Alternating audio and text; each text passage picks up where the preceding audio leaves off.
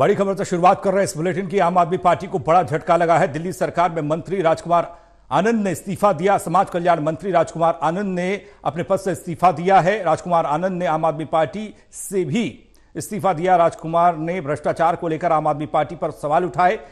Delhi CM Arvind Kejriwal की मुश्किलें थम नहीं रही हैं। एक तरफ जहां शीर्ष नेतृत्व सलाखों के पीछे, तो वहीं अब उनके साथी भी हाथ छुड़ाने लगे हैं। पटेल नगर से विधायक राजकुमार आनंद ने मंत्री पद से इस्तीफा दिया। उन्होंने पार्टी से भी इस्तीफा देते हुए पार्टी पर भ्रष्टाचार को लेकर सवाल दागे हैं। राजकुमार आनंद ने कहा कि भ्रष्टाचार को लेकर पार्टी की जो नीति है उससे वह सहमत नहीं है। बता दें कि बीते साल नवंबर में जब ईडी ने अरविंद केजरीवाल को शराब घोटाले में पूछताछ के लिए बुलाया था, तो इससे ठीक पहले ईडी ने मंत्री राजकुमार आनंद के आवास पर छापा मारा था। ईडी ने दिल्ली सरकार में मंत्री राजकुमार आनंद के घर पर छापेमारी की थी। ईडी की टीम मंत्री के सिविल लाइन स्थित आधिकारिक आवास समेत 9 जगह पर छापेमारी करने के लिए पहुंची। सामने आया था कि ईडी की टीम ने राजकुमार आनंद के बिजनेस से जुड़े मामले में छापेमारी की। राजकुमार आनंद पर हवाला लेन देन में शामिल होने का शक ईडी को था।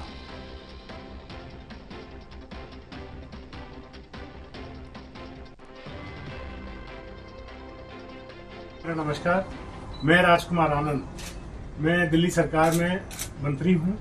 मेरे पास 7 पोर्टफोलियो है, लेकिन आज मैं बहुत व्यथित हूं। इसलिए आप लोगों को मैं अपना दुख साझा करने आया हूं। मैं राजनीति में जब आया था, जब अरविंद केजरीवाल जी ने कहा था कि राजनीति बदलेगी तो देश बदलेगा,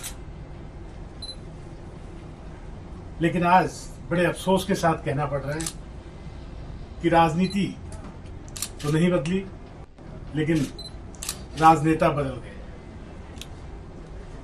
आम आदमी पार्टी का जन्म ही भ्रष्टाचार के खिलाफ आंदोलन से हुआ था, लेकिन आज ये पार्टी खुद भ्रष्टाचार के दलदल में फंस चुकी है। मेरे लिए मंत्री पद पर रहकर इस सरकार में काम करना असहज हो गया है।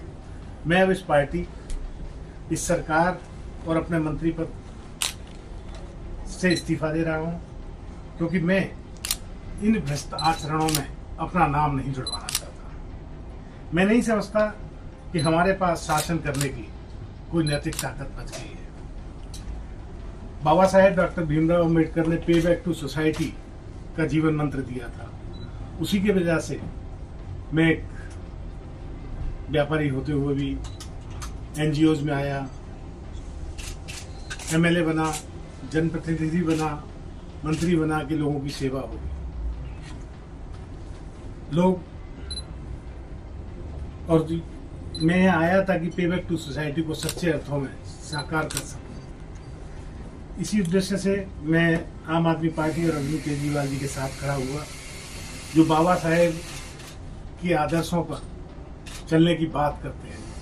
बाबा साहेब का फोटो हर प्रेस कॉन्फ्रेंस, हर सरकारी दफ्तर पर लगाते हैं, लेकिन जब बाबा साहेब के बातों की बात आती है, देखिए रिजर्वेशन तो संवैधानिक मजबूरी है, लेकिन जब बात रिप्रेजेंटेशन की आती है, जब हम ऐसी जगहों पर अपने आदमी भेजने की बात करते हैं, दलित समाज अपने आदमियों को ऐसी जगह भेजने की बात करता है, जैसे हमारे यहाँ 13 राज्यसभा सांसद हैं, हम दलित या पिछड़ा या महिला कोई भी नहीं है। तो ये जब रिप्रेजेंटेशन की बात आती है तो ये पार्टी अपना पीछे हो जाती है।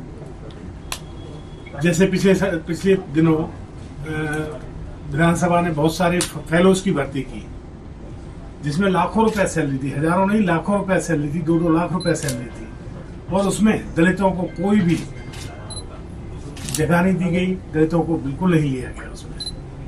तो मैं SC/ST का भी मंत्री हूँ, समाज कल्याण मंत्री भी हूँ। अगर ये मेरे होते हुए ये सब काम ना हो तो मुझे नहीं लगता कि मेरा यहाँ होना जायज है। इस पार्टी में दलित विधायक, पार्षद और मंत्री का कोई सम्मान नहीं है। इनके अग्रणी जो नेता हैं उनमें कोई भी दलित नहीं है, कोई भी संगठन में दलित नहीं है, जो ऊंचे संगठन है, किसी राज्य का प्रभारी दलित नहीं है। ऐसे हालात में सब अपने आप को, सभी दलित प्रतिनिधि अपने आप को ठगा हुआ महसूस करते हैं। हालांकि बात ये नहीं है कि मैं ऊंची जाति और नीची जाति की बात कर रहा हूँ। हम सब एक इंक्लूसिव सोसाइटी में रहते हैं।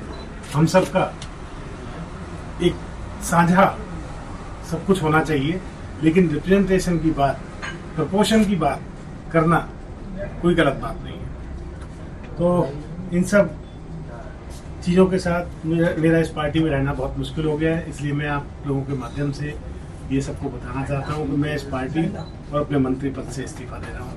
आप सब ने मुझे सुना, बहुत बहुत धन्यवाद। आपने क्या अपना इस्तीफा भेज दिया है क्या? हाँ, मैंने इस्तीफा दिया। सर, आपको क्या लगा कि आपको इस्तीफा देने की वजह क्या है? कारण से अभी तो मैंने बताया।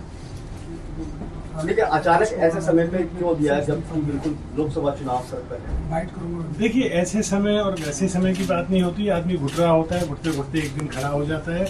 और दूसरी बात यह है कि कल से पहले ऐसा लग रहा था कि हमें फंसाया जा रहा है, लेकिन कल जब हाईकोर्ट का जो डिसीजन आया है, हाईकोर्ट ने जो कैटेगरिकली बोला है, उससे ऐसा लगा कि कहीं ना कहीं हमारे यहाँ गड़बड़